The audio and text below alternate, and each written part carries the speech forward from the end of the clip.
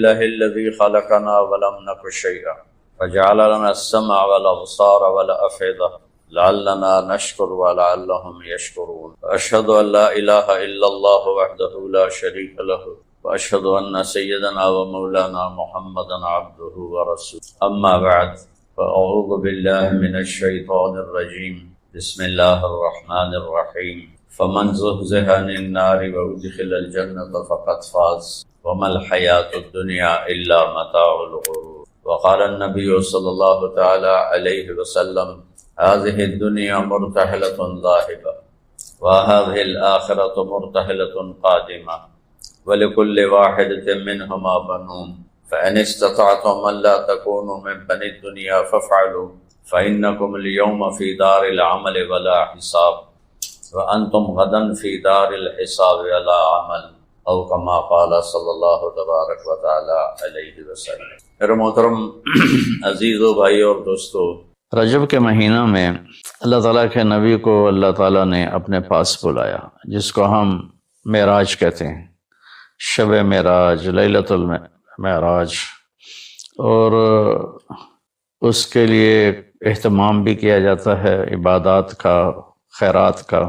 یہ اللہ تعالیٰ کی بہت بڑی قدرت میں سے ایک چھوٹا سا نمونہ تھا کہ 3 کپڑوں میں اٹھایا اور سارے خلا کے پردوں کو چاک کروا کے 7 آسمان کے دروازے کھلوا کر سدرۃ المنتہا پہ جبریل کی بھی بس ہو گئی کہ اس کے آگے اتنا بھی اوپر گیا تو جل کے راکھ ہو جاؤں گا، تو اس سے اوپر آپ تشریف لے گئے اور پھر عرش خوشی سے جھوم اٹھا، اہتز عرش الرحمن، عرش خوشی سے یوں جھوم رہا، خوشی میں انسان بے خود ہو کر جھومنے لگ جاتا ہے، تو کہ اللہ کا عرش جھومنے لگا آپ کی آمد پر، اور پہلی ہستی ہیں جن کا قدم اللہ کے عرش پر پڑا، اور اللہ تعالیٰ اور اللہ کے محبوب کے درمیان جتنے نور کے پردے تھے اللہ نے سب ہٹا دیے، اور السلام علیک ایھا النبی ورحمۃ اللہ وبرکاتہ۔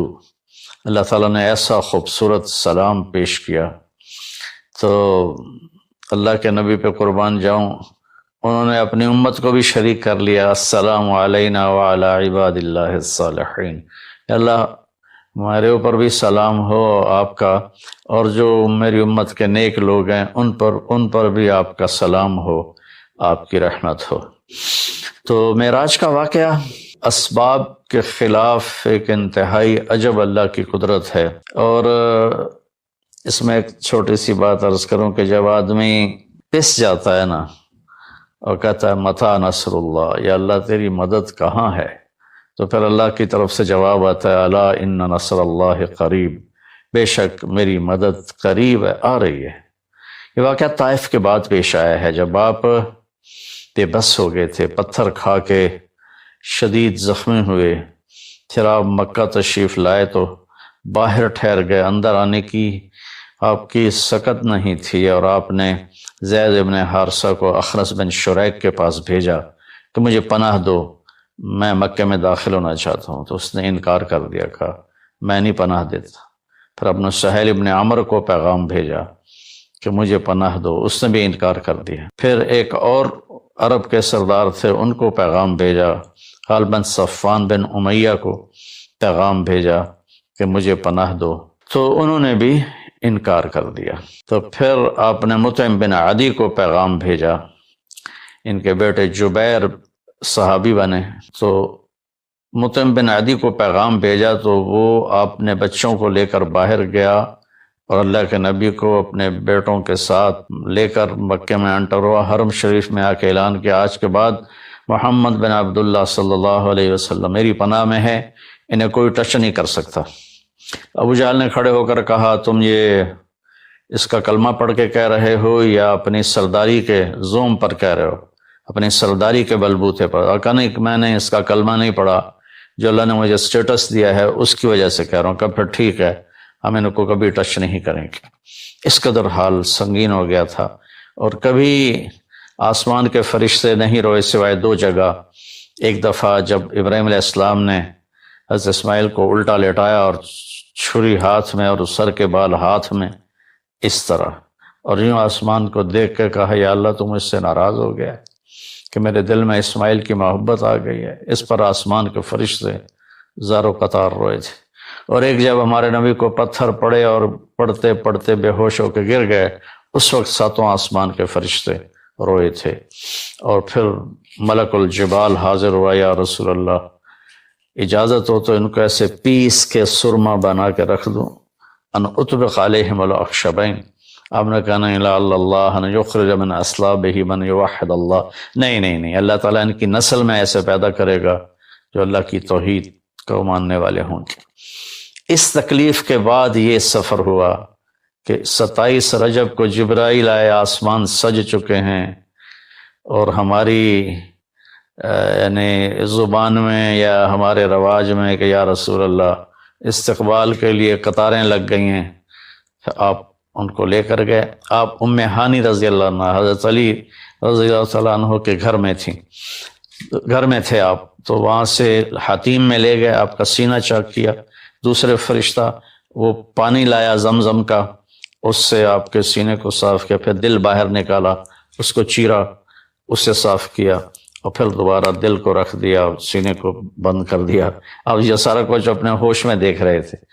پھر وہاں سے براق پہ سوار ہوئے۔ براق گدھے سے بڑا قد، خچر سے چھوٹا قد والا ایک جانور تھا، جس پر آپ کو سوار کرایا گیا، اور وہ تھوڑا مستی کرنے لگا تو جبریل بولے تو یہ پتہ ہے تیرے اوپر کون سوار ہیں؟ تو اس کے ساتھ ہی وہ ایک دم سر نیچے کر گیا، اور پھر وہاں سے پرواز کی بیت المقدس، اور وہاں آپ نے 2 نفل پڑھے اور ان کو وہیں چھوڑ دیا، اس کو براق کو وہیں چھوڑ دیا۔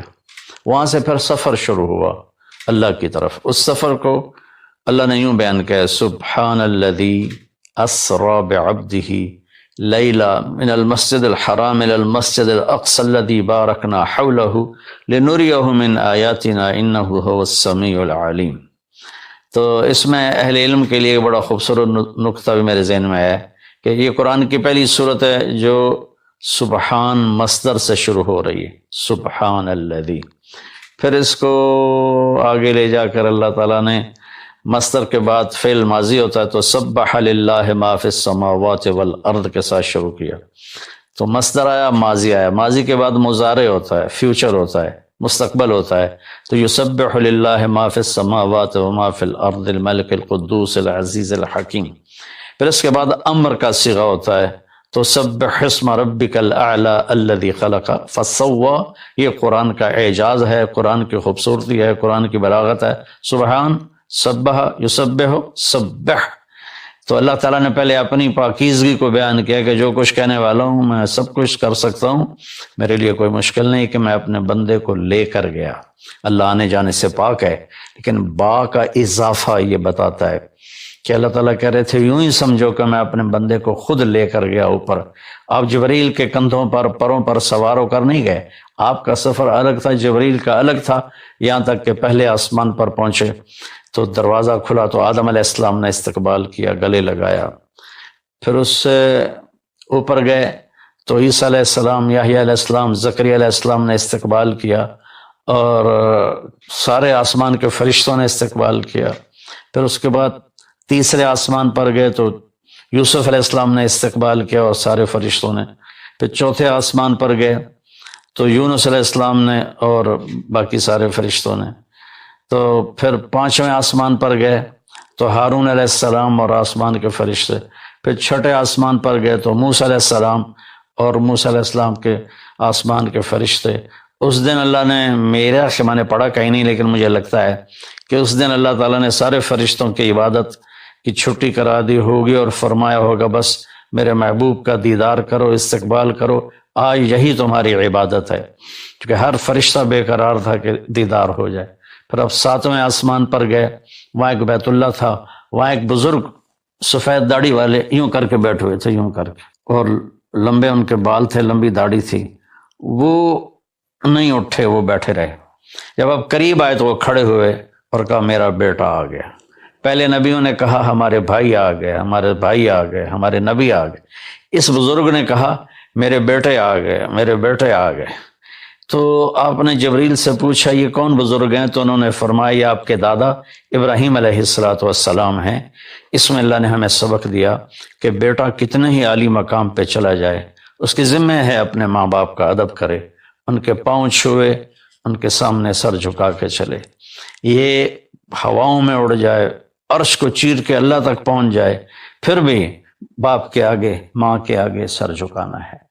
اور یہ سبق عملاً اللہ نے امت کو سکھایا، پہنچایا کہ اللہ تو جانتے تھے کہ یہ امت اپنے والدین کی کتنی نافرمان ہوگی اور کتنے ماں باپ ہوں گے جو چھپ چھپ کے روئیں گے، کتنی مائیں ہوں گی جو دوپٹے کے پلو میں اپنے آنسو چھپا لیں گی اپنی اولاد کی نافرمانی کی وجہ سے، بدتمیزی کی وجہ سے۔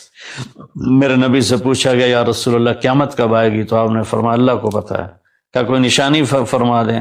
ارشاد فرما دیں کہ جب مائیں بیٹیوں کے ہاتھوں ذلیل ہوں گی تو قیامت آئے گی۔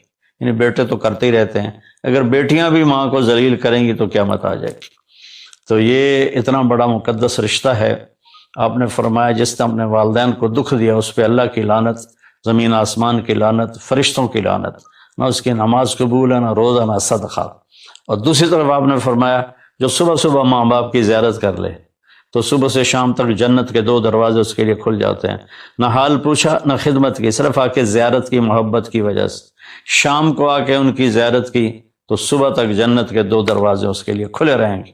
پھر ان میں کوئی ایک فوت ہو جاتا ہے اور یہ اس ایک کی بھی ایسے کرتا ہے، زیارت کرتا ہے، ایک دروازہ کھلا رہے گا۔ تو یہ اس میں ایک بہت بڑا سبق تھا ماں باپ، چونکہ پہلا قصور تو ماں باپ کا ہے کہ وہ بتاتے ہی نہیں، وہ تعلیم ہی نہیں دلاتے جس سے پتہ چلے کہ ماں باپ کا مقام کیا ہے۔ اسی میں ہماری نسل ڈپریشن کا شکار ہو گئی۔ تو انہیں کیا پتا باپ کون ہوتا ہے، ماں کون ہوتی ہے؟ تو آپ وہاں سے تشریف لے گئے تو سدرۃ المنتہا، جہاں بارڈر آ جاتا ہے ان مخلوقات کا، بارڈر پر جبریل نے کہا یا رسول اللہ بس آگے میرے پاس ویزا کوئی نہیں ہے، ایک بالشت بھی اوپر جائے، ایک گٹھ بھی اوپر جاؤں گا تو جل کے راکھ ہو جاؤں گا۔ اللہ نے ایک تخت اتارا، اس سے اپنے محبوب کو بٹھایا اور وہ گئے بلندیوں کو چیرتے ہوئے، اس نے عرش پر جا کر لینڈ کیا، آپ اترے اور میرے اللہ تعالیٰ نے کہا ثم دنا فتدلی فکان قاب قوسین او ادنی۔ اللہ تعالیٰ نے اپنے محبوب کو اپنے قریب کر لیا، اتنا قریب کیا کہ فاصلے مٹ گئے۔ تو بھائیو پھر لمبا واقعہ ہے، اور لوگ آج کل اتنا لمبا سنتے بھی نہیں ہیں، تو میں صرف جانے کا بتا دیتا ہوں۔ واپسی کا بھی پورا ایک کہانی ہے، جنت دکھائی، جہنم دکھائی، جنتی دکھائے، جہنمی دکھائے، سارا کچھ دکھایا، سود خور دکھائے، بے نمازی دکھائے، نمازی دکھائے، اپنے سب کو اپنی آنکھوں سے دیکھا، جہنم کو بھڑکتے دیکھا، جنت کو چمکتے دیکھا، جہنم کو دہکتے دیکھا اور جنت کو مہکتے دیکھا۔ یہ سب کچھ آپ نے اپنی آنکھوں سے دیکھا اور پھر آپ واپس تشریف لائے۔ تو جب آپ پہنچے تو ابھی رات کا حصہ باقی تھا اور رات گزری نہیں تھی جب آپ اتنی بڑی کائنات کا سفر کر کے واپس تشریف لائے۔ تو اس میں ایک بڑا سبق ہے، وہ یہ ہے کہ اللہ نے اپنے نبی کا ہاتھ پکڑا اور اپنی ذات تک پہنچا دیا۔ ہم اپنا ہاتھ اللہ کے نبی کے ہاتھ میں دے دیں تو ہم بھی اللہ کی ذات تک ہماری بھی پہنچ ہو جائے گی۔ اگر کوئی بڑائی کے سفر طے کرنا چاہتا، بڑا آدمی بننا چاہتا ہے کہ میں تو جی گریٹ مین بننا چاہتا ہوں، میں کامیابی چاہتا ہوں، میں سکسیسفل لائف چاہتا ہوں، تو کامیابی ہے کہ میرا آپ کا اللہ ہم پہ راضی ہو، جب ہم مریں تو وہ ہم سے خوش ہو کر ملے، ہمیں جنت کا پروانہ دے۔ یہ ہے کامیابی۔ یہ نہیں کہ آپ بڑے مالدار بن گئے، آپ امریکہ کے صدر بن گئے، یہ نہیں ہے کامیابی۔ یہ ہے کہ آپ سے مجھ سے اللہ راضی ہو جائے، یہ سب سے بڑی کامیابی ہے۔ تو اللہ تعالیٰ کے نبی کے ہاتھوں میں ہاتھ دے دے تو اللہ تک پہنچائی آسان ہو جائے گی۔ ایک واقعہ سنا کے ختم کرتا ہوں۔ ایک بدو آیا، کہنے لگا ہے محمد، آپ نے کہا جی۔ آپ بدتمیزی کا جواب بدتمیزی سے نہیں پیار سے دیتے، جی تیری 3 باتیں بڑی عجیب ہیں۔ آپ نے کہا کیا؟ تو کہتا ہم باپ دادے کا دین چھوڑ کے تیرے دین پہ آ جائیں گے۔ ہم کیوں چھوڑیں باپ دادے کا دین؟ کہا اچھا اور؟ تو کہتا ہے کہ ہم مر کے مٹی ہو جائیں گے اور پھر دوبارہ زندہ کیے جائیں گے۔ کہا اچھا اور؟ تو کہتا ہے 100 عرب کو تیری امت فتح کر لے گی، ایران اور یورپ کو بھی تیری امت فتح کر دے گی. تو یہ کیسی بچوں والی باتیں کہا, ان کو روٹی نہیں ملتی اور یہ سنا رہا ہے ان کو کہ اس سے کیسر اور کسرا دو بڑے بلاک تھے اس وقت. تو آپ نے مسکرا کے فرمایا انشاءاللہ تیری عمر لمبی ہوگی, تو دیکھے گا کہ سارا عرب و عجم میرا کلمہ پڑھے گا. پھر تو دیکھے گا کہ سارا عرب و عجم یہاں مدینہ ڈھک کے آئے گا, اور پھر تو دیکھے گا کہ اللہ تعالیٰ قیامت کے دن تجھے بھی کھڑا کرے گا, مجھے بھی کھڑا کرے گا, اور میں تیرا ہاتھ پکڑ کے تجھے یاد دلاؤں گا کہ ہو گیا یہ زندہ ہونا کہ نہیں ہوا. تو وہ کہنے لگا نہیں میں نہیں مانتا, تو چلا گیا. اس نے پھر ابوبکر صدیق کے دور میں دیکھا سارا عرب فتح ہو گیا, کہنے لگا پہلی بات تو پوری ہو گئی, ساری قوم نے کلمہ پڑھ لیا. حضرت عمر کا زمانہ آیا تو کیسر اور کسرا پٹ گئے, تو کہنے لگا دوئی گل بھی پوری ہو گئی, ہن باویں تری ہو ہی نہ جاوے کدائیں, چلیے بھائی کلمہ پڑھیے. تو وہ وہاں سے اپنے علاقے سے آیا, حضرت عمر کے دربار میں آ کر اس نے کلمہ پڑھا. جب وہ آپ کی محفل میں آتا آپ اس کے لیے کھڑے ہو جاتے, بڑا اکرام کرتے. تو ایک دفعہ فرمایا کہ تم دیکھتے ہو میں اس بدو کا بڑا اکرام کرتا ہوں. میں اس محفل میں تھا جس میں اللہ کے نبی نے کہا تھا کہ رہے گی تیسری بات تو تیرا ہاتھ پکڑ کے بتاؤں گا کہ ہوئی کہ نہیں ہوئی, ہم مر کے زندہ ہوئے ہیں کہ نہیں ہوئے. اور قیامت کا دن جس کا ہاتھ میرے نبی کے ہاتھ میں آ گیا وہ جنت میں پہنچانے سے پہلے کبھی نہیں چھوڑیں گے. تو یہ وہ شخص ہے جس کا ہاتھ میرے نبی نے پکڑا ہوا ہے, اس کو جنت تک پہنچا کے چھوڑیں گے. تو میرے عزیزوں, میرے بھائی بہنوں, بچوں بچیوں, ہم مختلف قسم کی نافرمانیوں کا شکار ہیں اور اس میں ہم لذت ڈھونڈتے پھر رہے ہیں اور فرسٹریشن کا شکار ہیں. ہماری نئی نسل نشوں پہ لگی ہوئی ہے. اللہ کے واسطے سب سے ہاتھ چھڑا کر اللہ کے نبی کو اپنا ہاتھ پکڑا دو, آپ کو یوں پکڑیں گے اور اللہ پاک سے جا کر ملا دیں گے, اور فرشتے بھی آپ پر رشک کریں گے. یہ واقعہ معراج کی اصل تھیم ہے اور واقعہ معراج کا اصل پیغام ہے کہ کی محمد سے وفاتوں نے تو ہم تیرے ہیں. یہ جہاں چیز ہے کہ لوح و قلم تیرے ہیں. السلام علیکم. آج پاکستان کی بات نہیں کر رہا ہوں, پوری امت ذلت کی پستیوں میں گری پڑی اور ساری دنیا کے یہود و نصارہ کے پاؤں کی خاک چاٹ رہی, ان کے بوٹ پالش کر رہے ہیں, ان کے آگے ایسے ہاتھ جوڑ کے کھڑے ہیں. یہ وہ تھے ہمیں ایک تیرے مارے کا آراؤں میں, خشکیوں میں کبھی لڑتے کبھی دریاؤں میں, دی اذانیں کبھی یورپ کے کلیساؤں میں, کبھی افریقہ کے تپتے ہوئے صحراؤں میں. شان آنکھوں میں نجچتی تھی جہاں داروں کی, کلمہ پڑھتے تھے ہم چھاؤں میں تلواروں کی. تجھ سے سرکش ہوا کوئی تو بگڑ جاتے تھے, دیکھ کیا چیز ہے ہم توپ سے لڑ جاتے تھے. نقش توحید کا ہر دل پہ بٹھایا ہم نے, زیر خنجر بھی یہ پیغام سنایا ہم نے. یہ جب اللہ کو ساتھ لیا ہوا تھا تو یہ نقشہ اقبال نے کھینچا ہے, اللہ ان کی قبر ٹھنڈی کرے. مجھے شاعری کا ذوق ہے اللہ کے فضل سے, انگلش بھی, اردو بھی, فارسی بھی, عربی بھی, چاروں زبانوں کی شاعری پڑھی. اقبال جیسا پیغام دینے والا کسی ماں نے نہیں جانا. پیغام شاعری میں اس سے بہت بڑے بڑے شاعر ہیں شاعری میں, لیکن پیغام دینے میں اقبال سے بڑا کوئی نہیں, کہیں نہیں, کوئی بھی نہیں. تو کیوں سب سے بڑی عزت نفس ہوتی ہے, اللہ نے چھین لی اور ہمیں یہود و نصارہ کا نوکر بنا دیا, غلام بنا دیا. ان کے سامنے اللہ خوشامد بھی چھوٹی پڑ جاتی ہے, ایڈے خوش آمدی بن. سب سے بدترین مال وہ ہے جو مٹی پر لگے بغیر ضرورت کے, بغیر ضرورت. تو میں نے ایک فوٹو دیکھی, ادھر وہ امیر خلیفہ کی کچی قبر تھی اور ادھر برج خلیفہ تھا. میں کہا چاچا خلیفہ آج تینوں بڑا پتہ لگتا پہ ہوئے گا کہ جڑا تو مال خرچ کر کے آیا ہے اللہ نے حساب دینے واری لاگ تینوں پتہ جاوے گا. پھر اللہ تعالیٰ یہ ذہن بناتا ہے کہ یہ کائنات اللہ کے قبضے میں ہے, کوئی ہل نہیں سکتا. ما تسقط من ورقۃ الا یعلمها, ایک پتا بھی گرے تو اللہ جانتا ہے. تم کبھی افریقہ میں گئے ہو تو تمہیں پتہ چلے کہ پتے کے گرنے کا کیا مطلب ہے. میں تو وہ جنگلوں والے ملکوں میں پھرا ہوں نا, جنگلوں کے اندر سے گزرا ہوں, ان درختوں میں ویکھ کے یا اللہ ایک پتا بھی گرے تو جانتا ہے.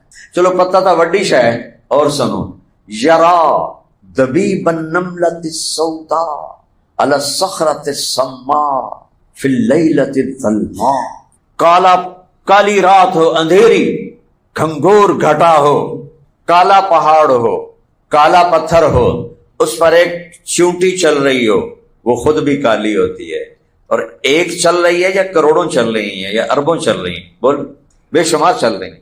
آپ کا میرا رب عرشوں سے یہ کہہ رہا ہے، میں چونٹی دیکھنے کی بات نہیں کر رہا میرے بندو، میں یہ کہہ رہا ہوں کہ چونٹی کے حقیر پاؤں سے جو لکیر پتھر پہ پڑی ہے، تیرا رب وہ لکیر بھی دیکھ رہا ہے، اتنا طاقتور اس کا قبضہ ہے۔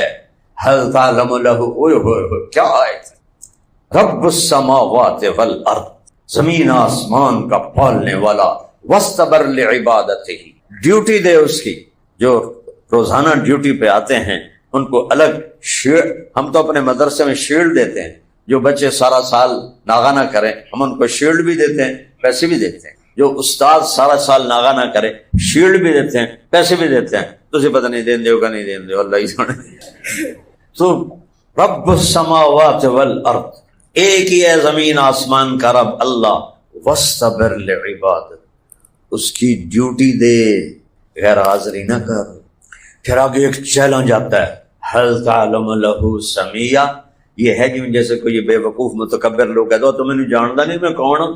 مالک بن دینار بیٹھے تھے بازار میں، تو یزید بن محلب بن ابی صفرہ، یزید وہ نہیں کربلا والا، یزید محلب بن ابی صفرہ بہت بڑے سپہ سالار گزرے، ان کا بیٹا عراق کا گورنر تھا، وہ گزرا تو لوگ کھڑے ہو رہے تھے، جب وہ مالک بن دینار کے قریب سے گزرا وہ بیٹھے رہے، تو وہ کھڑا ہو گیا کہ مجھے جانتے نہیں ہو میں کون ہوں؟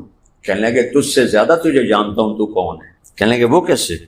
کہ اول تیرا ہے ایک نطفہ، اور آخر تیرا ہے ایک مردار گلا سڑا بدن، اور درمیان میں ہے تو پیشاب پخانے کا ٹوکرا، تو اور میں تینوں کی دساں؟ تو وہ بجائے ناراض ہو کے کہنے لگا انت عرفتنی حقا، تو نے مجھے صحیح پہچانا ہے۔ وہ کہا تو جانتا نہیں میں کون ہوں؟ تو اللہ تعالیٰ کہہ رہا حل تعلم سمیہ، وہ تمہیں پتہ نہیں میں کون ہوں؟ یہ اللہ ہی کہہ سکتا ہے، حل تعلم لہ سمیہ، آسمان والو جانتے ہو میں کون ہوں؟ حل تعلم لہ سمیہ، زمین والو بتاؤ ہے کوئی میری ٹکر کا؟ مشرق مغرب شمال جنوب والو بولو، حل تعلم لہ سمیہ، ہے کوئی تیرے رب کی ٹکر کا؟ فرشتوں، جنوں، انسانوں، جانوروں، مچھلیوں، پرندوں، پروانوں بتاؤ، مچھروں، مکھیوں بتاؤ، حل تعلم لہ سمیہ، ہے کوئی تیرے رب کی ٹکر کا جس کی نہ ابتدا ہو نہ انتہا ہو؟ کمال ہے، کیا ذات ہے، هو الاول والآخر والظاہر والباطن، سورہ حدید وہو بکل شیء علیم۔ اور میرے رب نے، میرے حبیب نے اول آخر ظاہر باطن کی تشریح کی۔ یا اللہ تو وہ اول ہے جس کی پہل کوئی نہیں، اول کی پہل تو ہوتی ہے، زیرو سے اول ہوتا ہے، کہا تو وہ اول ہے جس کی پہل کوئی نہیں، اور آخر کا اینڈ ہوتا ہے، وَأَنْتَ الْآخِرُ، تو وہ آخر ہے جس کا اینڈ کوئی نہیں۔ اور بلندی کی کوئی حد ہوتی ہے کہ انت الظاہر فلیس فوقک شیء، تو اتنا بلند ہے کہ تیرے اوپر کچھ نہیں، وَأَنْتَ الْبَاطِنُ فَلَيْسَ دُونَكَ شَيْءٌ، تو ایسا پوشیدہ ہے کہ تجھ سے کوئی شے چھپ نہیں سکتی۔ ما یکون من نجوا ثلاثۃ الا هو رابعهم، اوے کنڈی لا دیو، کنڈی لا دیو، پردے سڑ دیو، کٹ بوتل کٹ، تین آدمی بیٹھے ہیں، میرا رب کہتا ہے تو کنڈی تا لا لئیے، پردے بھی سٹ لین، پر چوتھا میں تیرے نال بیٹھا۔ ولا خمسۃ الا هو سادسهم، تم پانچ کٹھے ہو تو چھٹا میں تمہارے ساتھ بیٹھا ہوں۔ ولا ادنی من ذلک ولا اکثر، چار ہو جاؤ، تین ہو جاؤ، دو ہو جاؤ، ایک ہو جاؤ، اللہ ہو معہم، تمہارے ساتھ ہوں۔ کدھر این المفر، کدھر بھاگو، میری آنکھوں سے کہاں چھپو گے؟ جو چونٹی کے کالی رات میں کالے پتھر کالے پہاڑ پر حقیر ٹانگوں سے چلنے والی اس لکیر کو دیکھتا ہو تو طارق جمیل کو نہیں دیکھے گا۔ اپنی طاقت بتاتا ہے کہ میرا قبضہ کیسا ہے۔ یمسک السماوات والارض ان تزولا، زمین آسمان کو گرنے سے میں نے تھاما ہوا ہے۔ ولا ان زالتا ان امسکہما الا من بعد، میں ہاتھ پیچھے کر لوں تو سب تباہ و برباد ہو کے رہ جائے۔ پھر اپنی طاقت ہمارے اوپر بتاتا ہے کہ ہم نے تمہیں بنایا، جب چاہے موت دے دیں، یحیی و یمیت۔ پھر اس سے آگے کہتا ہے میرا قبضہ، قل ارأیتم ان اخذ اللہ سمعکم وابصارکم وختم علی قلوبکم من الہ غیر اللہ یاتیکم بہ، تم جو بڑی آنکھوں سے بے حیا ہو گئے ہو، آنکھ کو حیا کا سرما لگاؤ ورنہ دل کبھی سفید نہیں ہوگا۔ گندی آنکھ کا دل ہمیشہ سیاہ رہتا ہے۔ گٹر کا پانی اگر جاتا رہے تو کمرہ صاف رہے گا؟ یہ پوری باڈی ہے، یہ دروازہ ہے، اگر اس میں تم حرام دیکھو گے تو اندر سارا گند بھر جائے گا۔ اس پردے کو جھکا لو گے تو پوری دنیا کے شیطان تمہیں گمراہ نہیں کر سکتے۔ پوری دنیا کے شیطان، جس نوجوان لڑکی نے، لڑکے نے، مرد نے، اور ان آنکھوں کو جھکا لیا، پوری دنیا کے شیطان اسے گمراہ نہیں کر سکتے۔ جس کا پردہ اٹھ گیا، جنید بغدادی بھی اس کو راہ راست پہ نہیں لا سکتے۔ تو میرا اللہ کہتا ہے مجھے بتاؤ، میں تمہاری آنکھیں لے لوں، تمہارے کان لے لوں، تمہارے دل لے لوں، تو کوئی ہے میرے سوا تمہیں واپس کر سکے؟ پھر ایک سٹیپ اس سے آگے، اِن یشاء یذھبکم ویأتی بخلق جدید، میں چاہوں تم سب کو مٹا دوں، موت دے دوں اور نئی قوم لے کر آؤں، روک سکو گے؟ اس سے بھی خوفناک وَنُنشِئَكُمْ فِي مَا لَا تَعْلَمُونَ، تمہیں بندر بنا دوں، خنزیر بنا دوں، روک لو۔ وہ دعا دو سبز گنبد والے، کملی والے کو، کہ انہوں نے رو رو کے منوایا کہ میری امت کو یہ نہ کرنا۔ یہ سیلاب اور یہ یہودیوں کی بمبارمنٹ، یہ چھوٹے چھوٹے عذاب ہیں۔ وہ قومیں دیکھو جو بندر بن گئی، خنزیر، کھڑے کھڑے خنزیر بن گئے، پورا شہر رات کو لیٹا انسان، صبح اٹھے تو بچوں سمیت سب بندر۔ یہ میرے نبی نے اللہ کو منوایا۔